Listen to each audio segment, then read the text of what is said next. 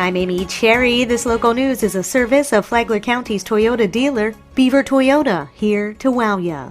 A pair of serial burglars who are terrorizing communities in Flagler County is under arrest. Sheriff's deputies nabbed 36-year-old Justin Wilson, who is a wanted fugitive, and 41-year-old Ryan Aldrich on separate occasions. Wilson was nabbed Thursday morning and charged with burglaries 1 month ago at Emily's Design Studio and Padma Yoga in Palm Coast. Deputies say he stole laptops, tools, and speakers totaling $3,000 from both locations.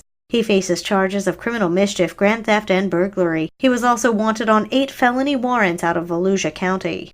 Wednesday morning, deputies arrested Justin Aldrich. He was pulled over on Belterre Parkway after police ran the plate and saw an active warrant out for his arrest for violating pretrial services. Deputies say he broke into a home on Louisiana Drive and fled before he was apprehended at the Palm Coast Post Office on July 27th. Aldrich had been arrested just 5 days prior on July 22nd in Volusia County on felony burglary and grand theft charges. Sheriff Rick Staley says both men are in the Green Roof Inn, where they'll have to answer for their crimes. This portion of Flagler's Morning News brought to you by the Daytona Beach International Airport, Delta Airlines nonstop to Atlanta, and now nonstop service to New York City via American Airlines. A South Florida man avoids prison time in a child molestation case in exchange for a guilty plea. 40-year-old Sam Andolina of Cape Coral pleaded guilty to sexual assault by a custodian on a minor under the age of 16. In exchange for his plea, prosecutors dropped charges of lewd and lascivious molestation. Andolina is accused of luring a 14-year-old girl into a bedroom and touching her inappropriately in Flagler County in 2017. Andolina, who's a free man, must register as a sex offender.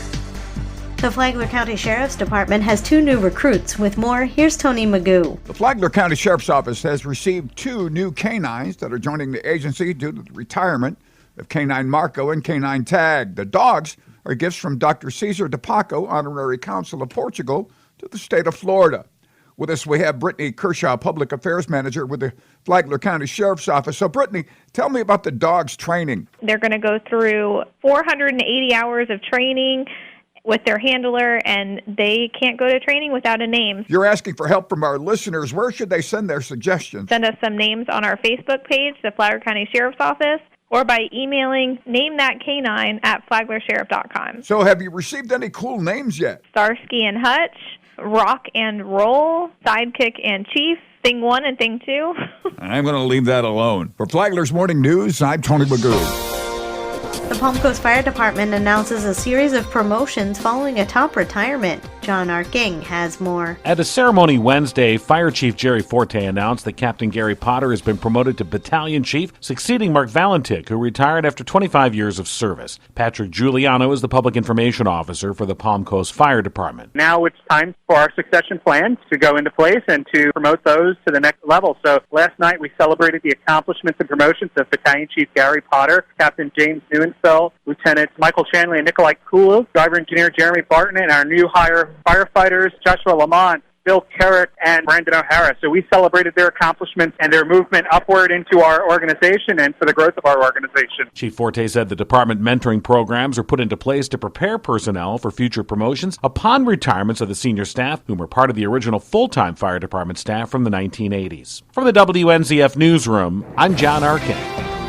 Do the people living in and moving to Palm Coast fit what it had planned for this planned city? Mayor Melissa Holland calls it urban sprawl at its finest. So residents and even visitors need reliable transportation to get around.